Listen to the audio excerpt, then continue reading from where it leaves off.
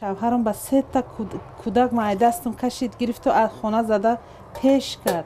برو آمدم گفتم کودکم کتی خمه رفته در او آوی کنم.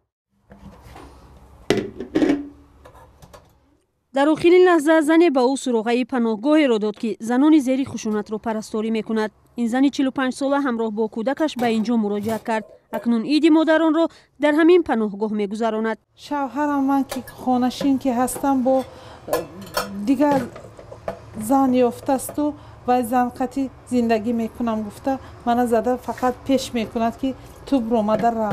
من که صاحب ندارم به صاحبم در کوچه موندم قطعی کودکی مایدم. ولی اینجا چی کمک ها به شما دادن و وضعیتتون چخیل شد در این چند روزه که اینجا هستید؟ 1 هفته شد که در همینجایم خیال میکنم که منم پشت بان میافتم.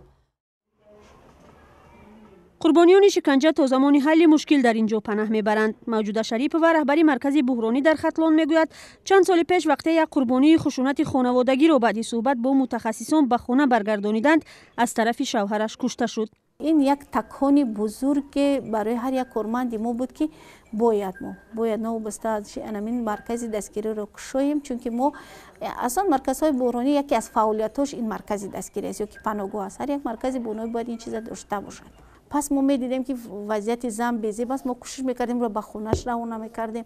ما میبردیم خانه های خود، ما کوشش میکردیم خیش تبار شه. ما همه تمام درای حکومت میبریم، ما همه را آگاه میکردیم که زن روحاً بهت در خطر است و با او یاری رساندن. این اتاق خواب زنان قربانی خشونت خانوادگی است. طوری میبینید از رخت خواب و یک جیوان عبارت است.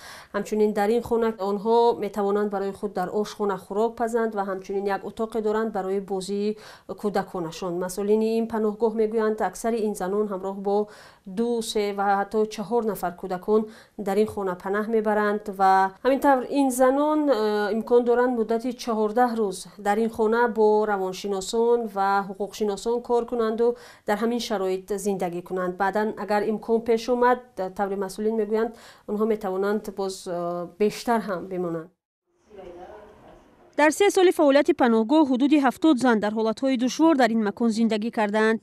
سروغه پناهگاه زنان در ختلان بجز از مسئولین حکومت و پلیس ها به کسی معلوم نیست. به گفته موجوده شریف و در این مدت مسئولین مرکز بحرانی در همکاری با مقامات و پلیس کوشش میکنند با شوهر و خانواده زن صحبت کنند و راه برای مشکل او پیدا نمایند.